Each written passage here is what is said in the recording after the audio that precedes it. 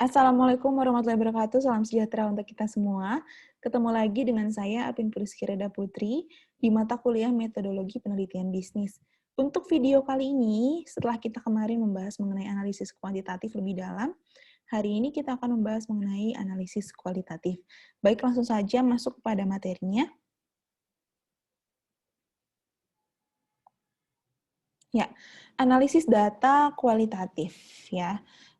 Seperti yang sudah dijelaskan di video sebelumnya bahwa perbedaan jelasnya kalau di analisis kuantitatif dan kualitatif itu adalah di kuantitatif dia hanya menghitung atau mengkonfirmasi penelitiannya bersifat mengkonfirmasi dan biasanya banyak kaitannya dengan perhitungan dan memang datanya bersifat kuantitatif. Tapi kalau di kualitatif lebih mengeksplorasi dan juga datanya dia bersifatnya kualitatif ya.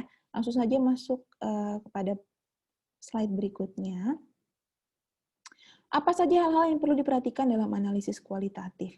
Yang pertama, proses menganalisa dalam penelitian kualitatif sudah dimulai sejak pengumpulan data. Ya, jadi memang pada saat pengumpulan data, kalau di kuantitatif kan fokusnya biasanya sering menggunakan kuesioner dan perhitungan, tapi kalau di kualitatif pasti ada proses interview atau fokus group discussion atau observasi di awal pengumpulan datanya gitu ya, di bab satunya. Jadi pada saat awal mengumpulkan data ini sudah ada proses analisa, karena kan kita bisa melihat kondisi objek yang kita teliti, ya, penelitinya turun langsung untuk observasi, dan lain sebagainya. Kemudian terdiri atas dua komponen, yaitu murni kualitatif dan juga semi kualitatif. Nah, ini nanti akan kita lihat perbedaannya seperti apa. Kalau semi kualitatif, dia masih ada perhitungan yang kaitannya dengan angka. Tapi kalau kualitatif, dia benar-benar hanya mendeskripsikan gitu ya. Kemudian, murni kualitatif ini contoh-contohnya, mungkin ini bisa dibahas lebih dalam lagi dan bisa dicari tahu apa saja sih maksudnya dari setiap contoh ini ya. Kemudian kalau semi kualitatif ada juga seperti ini ya. Mungkin kalau yang bisa saya contohkan lebih mudahnya ketika memang kita menganalisa murni kualitatif, dari awal itu datanya deskriptif dan sampai hasil penelitiannya pun berupa deskripsi. Tapi kalau untuk yang semi kualitatif masih ada, bisa juga menggunakan kuesioner ya, masih ada perhitungan menggunakan tools, software misalnya. Nah, ini untuk misalnya kalau misalnya kita mau mencari tahu mengenai penelitian pengambilan keputusan ya. Pengambilan keputusan ini sesuatu hal yang harus diputuskan dengan menggunakan angka misalnya, supaya jelas datanya konkret. Nah, ini tetap dikatakan kualitatif tapi semi kualitatif. Jadi banyak sekali permasalahan di dalam suatu objek gitu ya, dan ini permasalahannya sangat kompleks. Makanya bisa kita menggunakan contohnya yaitu soft system metodologi. Nah, soft system metodologi ini punya banyak sekali alat analisa yang di dalamnya itu semi kualitatif. Ada yang angka, maksudnya ada yang perhitungan, ada yang deskripsi gitu. Jadi kita akan lebih banyak menggunakan semi kualitatif. Validitas reliabilitas data. Nah, kalau kualitatif, kalau di kuantitatif, validitas reliabilitas data itu ada rumusnya, perhitungannya, ya. Kalau kuesionernya itu hasilnya belum valid atau reliable, ya tidak boleh disebarkan ke semua responden. Jadi harus benar-benar valid dan reliable. Kalau ada pertanyaan yang tidak valid, maka harus dihilangkan. Itu kalau kuantitatif. Tapi kalau kualitatif, dia bisa menggunakan sistem triangulasi. Jadi kayak konfirmasi kembali ke responden atau narasumber yang sama mengenai apa yang sudah mereka isi dan kita tanyakan kembali, apakah benar apa enggak gitu. Mereka sebenarnya nyambung nggak sih baca pertanyaan kita gitu ya. Kemudian teknik rekam data kualitatif ya. Apabila menggunakan sampling kualitatif itu biasanya menggunakan purposive sampling karena memang narasumbernya itu bersifat ahli ya. Kemudian bisa juga dengan snowball sampling. Jadi kita tanyakan dengan satu narasumber, kemudian kita minta rekomendasi dari narasumber tersebut, kira-kira ini kita bisa tanyakan lagi tentang penelitian ini dengan kualifikasi responden yang seperti ini siapa ya Pak, Bu gitu. Oke. Kemudian teknik mencari data kualitatif biasanya menggunakan interview ya. Biasanya juga menggunakan observasi atau menggunakan dokumentasi, serta fokus group discussion. Jadi kuesioner itu boleh nggak sih digunakan dalam kualitatif? Boleh, tapi di semi kualitatif. Kalau kualitatif murni, biasanya dia tidak menggunakan kuesioner. Nah, bagaimana dengan snowball sampling? Snowball sampling itu dimulai dari siapa yang kita kenal narasumbernya. Nah, nanti orang yang kita kenal itu adalah narasumber utama, tapi dia akan merekomendasikan orang lain yang kita bisa tanyakan juga tentang penelitian kita. Ya. Begitu seterusnya sampai mendapatkan seseorang yang mampu menjawab pertanyaan secara keseluruhan dan detail dan lengkap. Kalau sudah bisa dijawab secara lengkap dan detail untuk pertanyaan tersebut, semua pertanyaan yang kita berikan, maka kita bisa stop sampai di situ. Nah, narasumber utama terkadang juga memiliki kelemahan di beberapa pertanyaan. Nah, pada saat itu, kita sebagai peneliti itu harus mencari narasumber utama lainnya untuk melengkapi apa yang sudah dijawab oleh narasumber pertama yang tadi kita tanyakan sebelumnya. Ya. Kemudian ada purposive sampling, ya. Di sini kita bisa lihat bahwa kaitannya dengan purposive sampling ini orangnya itu memang ahli di bidangnya, ada kaitannya dengan penelitian itu, gitu ya. Tapi kalau kita mau lebih banyak orang lagi, kita bisa menggunakan snowballing sampling. Spesifik orangnya kalau purposive sampling ini. Ya, sampel yang baik memiliki beberapa karakteristik. Yang pertama, keterkaitan dengan populasi dalam menjawab permasalahan. Objektif, validitas, dan reliabilitas dapat dipercaya, kemudian keterkaitan data dengan jawabannya. Jadi memang tidak bisa digantikan dengan orang lain. Memang orang tersebut yang bisa menjadi narasumber atau sampel di dalam penelitian kualitatif yang menggunakan purposive sampling. Ya. Pertanyaannya adalah, nah, berapa sampling yang dibutuhkan dalam penelitian kualitatif? Nah, ini sudah saya singgung dalam video sebelumnya. Jadi kalau untuk kualitatif itu, dia tidak perlu banyak-banyak, yang penting narasumbernya itu atau respondennya itu adalah orang yang memang ahli di bidangnya dan spesifik, sangat khusus. Ya, bisa di bawah 5 orang, bisa di bawah 10 orang, tapi kalau kuantitatif kan dia banyak ya. Jadi kalau kualitatif itu jumlahnya tergantung dari jumlah expert di bidangnya, gitu. Kita bisa melihat dari semua sisi dalam suatu tema penelitian, oh ternyata orang mana saja atau pihak mana saja yang terkait dengan penelitian tersebut. Nah, itu kita bisa jadikan narasumber seluruhnya gitu. Sampelnya mungkin satu-satu dari setiap pihak-pihak yang terkait. Ada juga wawancara, ya, wawancara jenis-jenis wawancara menurut Guba dan Lincoln 1987. Wawancara oleh tim atau panel dilakukan oleh beberapa orang terhadap satu orang. Kemudian wawancara tertutup dan terbuka. Ini perbedaannya dari sisi pertanyaannya, ya. Atau orang itu sebenarnya tahu apa enggak tujuan mereka ditanyain. Nah, ini bisa menjadi suatu perbedaan antara wawancara yang tertutup dan terbuka. Kemudian wawancara riwayat secara lisan, ya, terkait dengan sejarah, mungkin akhirnya desainnya itu si wawancara ini, proses wawancara ini narasumbernya akan bisa berbicara secara terus-menerus gitu. Sehingga kita bisa selingi dengan beberapa pertanyaan di poin-poin yang bisa kita tanyakan di tengah-tengahnya, karena memang dia menjelaskan secara keseluruhan terlebih dahulu. Kemudian wawancara terstruktur dan non-struktur. Jadi wawancara terstruktur ini diarahkan sedemikian rupa oleh peneliti untuk pembuktian sebuah hipotesis, kemudian non-terstruktur menemukan informasi yang tidak tunggal, jadi banyak gitu ya. Jadi kita bebas bertanyanya tuh sesuai dengan apa yang terfikir pada saat itu, apa yang dibahas, perkembangan pembicaraannya itu kita tanyakan gitu. Nah, menurut Basrawi dan Suwandi, 1997, wawancara itu dibagi menjadi 3. Wawancara pembicaraan informal, tidak ada guideline khusus, jadi memang spontan aja dari penelitinya. Kemudian wawancara menggunakan petunjuk umum, ada draft panduan wawancaranya, atau wawancara baku terbuka, maksudnya bersifat baku dari mulai bahasanya, urutannya, ya, benar-benar kalaupun kita punya panduan wawancara itu benar-benar harus urut gitu kita bertanyanya. Tapi kalau petunjuk umum itu hanya tema besarnya, kemudian kita bebas bertanyanya seiring dengan pembicaraan yang terjadi. Tuh. Nah, ada kelebihan dan kekurangan dalam sebuah proses wawancara. Kelebihannya dapat memperoleh tingkat akurasinya tinggi, 80-90%. Ya. Kemudian melindungi responden terhadap pertanyaan yang ruwet. Ruwet itu maksudnya kadang responden ini nggak ngerti, jadi kita mendingan bertanya langsung supaya mereka ngerti.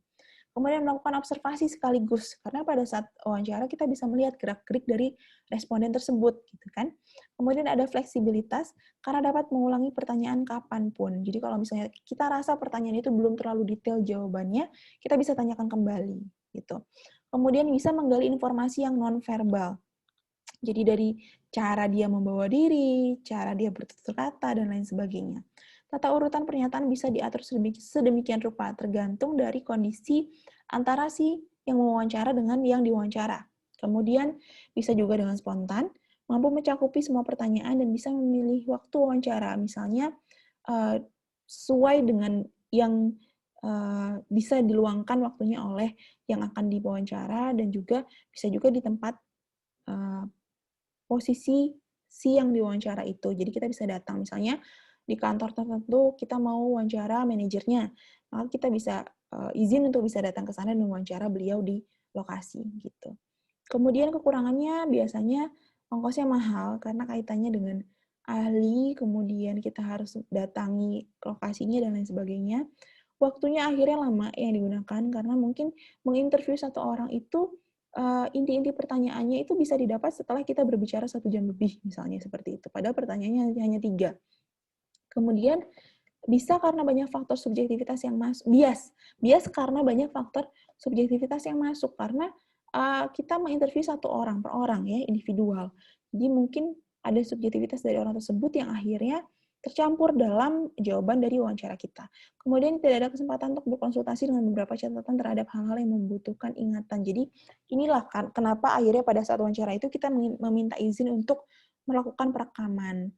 Karena memang ketika kita hanya mendengarkan, tidak ada yang dicatat, nah ini akan menjadi dokumentasinya susah gitu ya, tidak terdokumentasi dengan baik.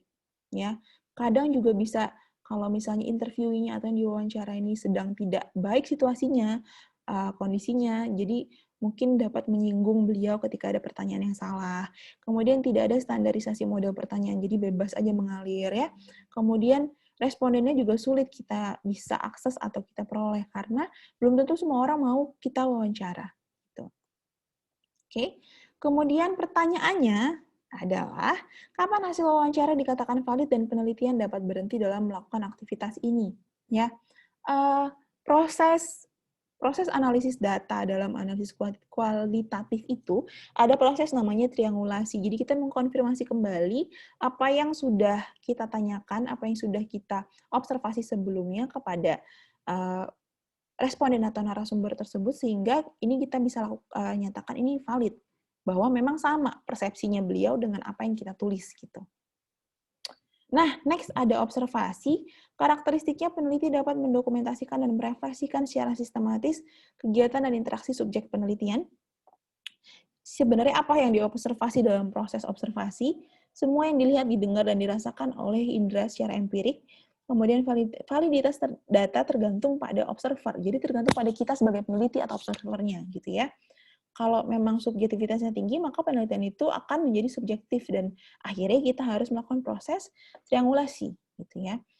Kenapa kita harus melakukan observasi? Yang merupakan satu-satunya teknik pengumpulan data di mana peneliti ditempatkan sebagai subjek yang terlibat secara langsung atau memiliki pengalaman secara langsung. Jadi misalnya kita mau meneliti untuk usaha kita sendiri. Nah, ini kita bisa menggunakan teknik observasi. Memungkinkan untuk melihat dan mengamati langsung dan mencatat perilaku serta kejadian. Memungkinkan meneliti untuk mendapatkan informasi rahasia jika memang kita langsung terjun di sana dan memang melihat secara langsung. Kemudian menguji apakah datanya sudah valid atau tidak. Kemudian memungkinkan peneliti untuk memahami suatu yang sulit.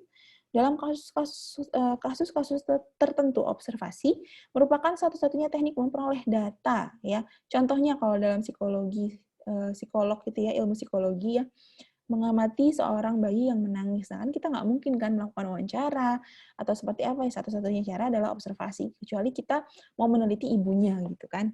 Jadi beda ceritanya. Oke, kemudian tahap dan jenis observasi. Tahapannya yang pertama pengamatan deskriptif ya.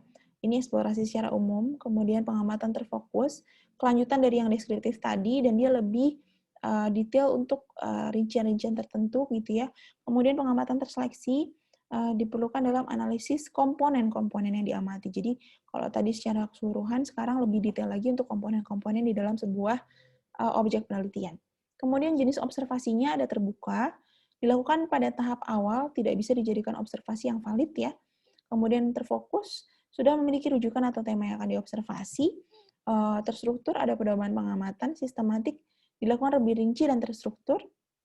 Kemudian dijelaskan lebih lanjut pada model riset partisipatoris ya. Pada intinya peneliti terlibat dalam subjek penelitian gitu ya.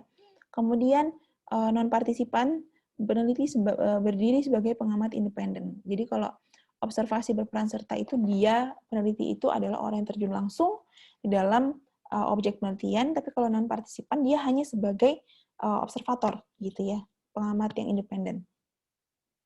Pedoman observasi yang harus dilakukan dalam observasi yang pertama adalah merencanakan hal sistematik yang harus diamati. Kemudian pengamatan yang dilakukan sesuai dengan tujuan penelitian, membuat catatan lapangan dan hasil yang diamati, melakukan kontrol sehingga terjaga validitas dan reliabilitasnya. Nah, validitas dan reliabilitas ini hal-hal yang harus diamati, itu harus jelas ya, sehingga tidak terjadi kesalahan dalam mengamatinya. Perilaku subjek yang diamati bisa dibuat dalam kategori dan skala. Unit yang digunakan dalam mengukur perilaku itu harus ada, harus memiliki derajat terapan atau generalisasi, serta jenis dan besar sampel yang akan diamati harus sudah ditentukan. Gitu. Nah, kemudian ada dokumentasi. Karakteristik interpretasi dari dokumen. Dokumen merupakan data yang tersedia dalam catatan, jadi memang sudah ada, kita tinggal mengambil saja. Berfungsi sebagai pelengkap data primer, jadi dia sifatnya sekunder. Dokumen dapat berupa pernyataan tertulis, angka, film, dan lain sebagainya. Kenapa menggunakan dokumen? Karena ini merupakan rekor yang digunakan yang stabil ya, dan bisa menjadi bukti untuk pengujian, serta sesuai dengan penelitian kualitatif karena sifatnya ilmiah ya. Misalkan penelitian sebelumnya datanya seperti apa, atau data perusahaan itu sendiri mereka punya data penjualannya seperti apa, itu adalah dokumen-dokumen. Rekornya relatif murah dan tidak sukar diperoleh, tidak reaktif, tidak sukar ditemukan dengan kajian isi. Hasil pengkajian ini akan membuka kesempatan untuk lebih memperluas pengetahuan terhadap sesuatu yang sedang kita teliti, gitu ya. Data dokumen menurut sumber ada catatan resmi, ada dokumen-dokumen ekspresif, autobiografi, biografi, buku harian misalnya. Kemudian laporan media massa, bahan-bahan visual, data-data online ya. Kelebihannya lebih hemat tenaga, waktu dan biaya. Kemudian kita bisa mengambil dari peristiwa yang sebelumnya, yang masa lalu gitu ya. Tidak ada kesangsian masalah misalnya dokumennya hilang atau lain sebagainya. Kemudian lebih mudah melakukan pengecekan-pengecekan. Nah, kita sekarang membedakan antara teknik analisis kualitatif murni dan yang semi kualitatif ya. Kalau kualitatif murni dia lebih kepada penggunaan FGD, konten analisis, ada fishbone diagram ya, model analisis Strauss-Corbin ya, Miles and Haberman, analisis Bradley, AOP dan lain sebagainya. Jadi dia benar-benar gampangnya gini, kita menganalisis data yang benar-benar deskriptif gitu ya, tidak ada perhitungannya sama sekali. Biasanya sih banyaknya digunakan di bidang-bidang ilmu yang memang jarang sekali ada hitungannya gitu. Misalnya di ilmu hukum, kemudian di administrasi publik ya, kemudian dan lain sebagainya. Kalau di manajemen dia masih manajemen atau administrasi bisnis dia masih ada perhitungannya, bisa menggunakan semi kualitatif. Nah, ini contoh cara menggunakan focus group discussion. Definisinya dulu ya, merupakan grup interview ya, wawancara grup dengan panduan diskusi.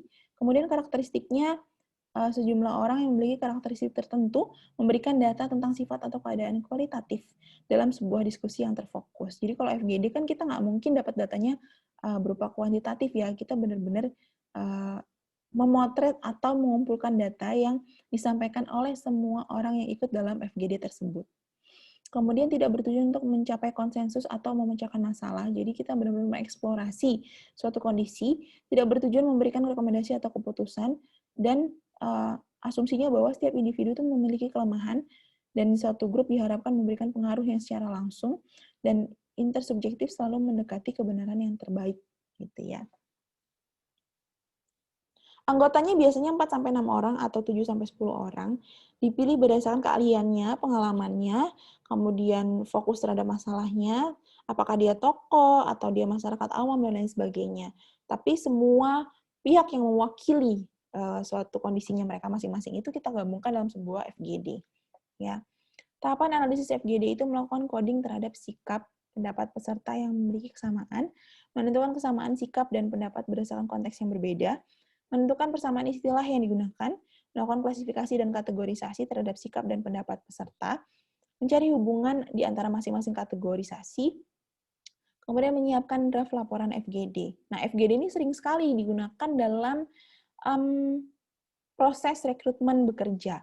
Jadi di sini yang akan mengamati itu adalah psikolog. Mereka akan melihat sejauh mana orang ini bisa bersikap dalam sebuah tim, kemudian kerja dalam tim itu seperti apa, ya? Apakah dia terlalu mendominasi atau tidak, gitu ya? Apakah dia bisa menjadi penengah yang baik atau tidak? Nah, ini sering sekali digunakan dalam proses rekrutmen pekerjaan. Oke, nah kita masuk ke validitas dan reliabilitas dalam analisis kualitatif. Intinya adalah proses triangulasi, ya. Definisinya yaitu merupakan operasi trigonometrik untuk menemukan means dari kedua jarak, biasanya digunakan dalam navigasi dan survei. Ya, merupakan pendekatan pada penelitian menggunakan lebih dari satu strategi penelitian untuk mencapai tujuan tertentu. Biasanya digunakan dalam investigasi atau penelitian kualitatif gitu. Tujuannya meningkatkan kredibilitas dan validitas penelitian. Intinya seperti itu. Nah, metodenya gabungan antara metode kualitatif dan kuantitatif. Metode ini memiliki beberapa tahapan gitu ya. Biasanya seringnya digunakan di yang kualitatif. Pertama, kumpulkan data kuantitatif, kedua, analisis data kuantitatif, kemudian mengumpulkan data kualitatif, analisis data kualitatif, kemudian transformasi data kualitatif ke kuantitatif, membandingkan dan mengkorelasikan dua set data, kemudian interpretasi berdasarkan kuantitatif dan kualitatif. Ya, ini ada dua contoh kredibilitas menurut Molong dan Bungin ya, bisa dibaca sendiri seperti apa kriteria dan teknik pemeriksaannya berbeda. Nah, ini dua-duanya termasuk dalam mengecek validitas dan reliabilitas dalam analisis kualitatif, gitu ya. Oke. Demikian untuk materi kali ini, di video kali ini mengenai analisis kualitatif.